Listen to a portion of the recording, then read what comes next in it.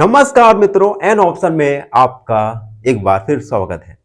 हम एक्सरसाइज 5.1 को सॉल्व कर रहे हैं और आज की वीडियो में 5.1 का क्वेश्चन नंबर 4 को सॉल्व करेंगे। क्वेश्चन नंबर 4 है find the angle which is equal to its complement.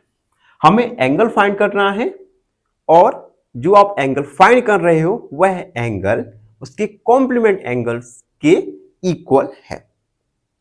और हमें यह भी पता है कि sum of two complement angles होता है 90 डिग्री। तो सबसे पहले हम मानेंगे लेट टू कॉम्प्लीमेंट एंगल्स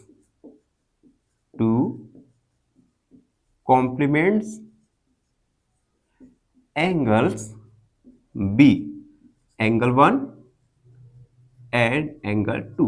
हमने मान लिया दो कॉम्प्लीमेंट एंगल 1 और एंगल 2 है।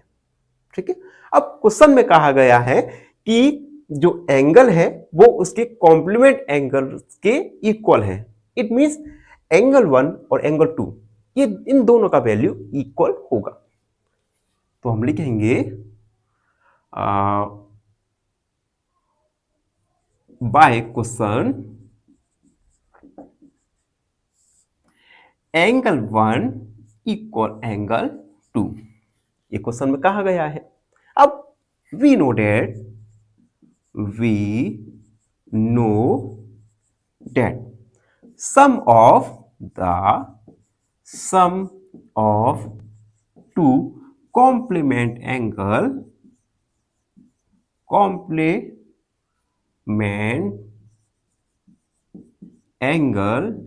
is 90 degree. दो कॉम्प्लीमेंट एंगल्स का सम होता है 90 डिग्री।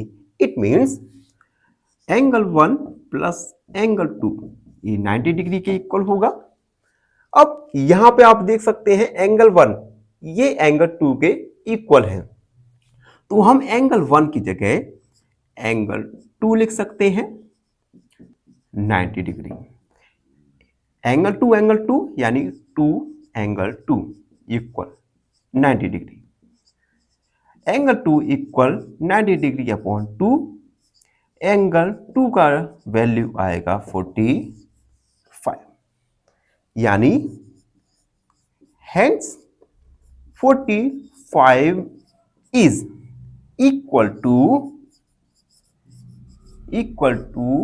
इट्स कॉम्प्लीमेंट्स, यानी 45 डिग्री एंगल उसके कॉम्प्लीमेंट एंगल के इक्वल यानी बराबर रहेगा। तो ये था क्वेश्चन नंबर 5। आई होप आप सबको अच्छे से समझ आया होगा। फिर भी कोई भी डाउट रहता है, कोई भी क्वेरी है, उसे कमेंट सेक्शन में लिख दीजिए, हमसे जुड़िए और प्लीज सब्सक्राइब एन ऑप्शन। धन्यवाद।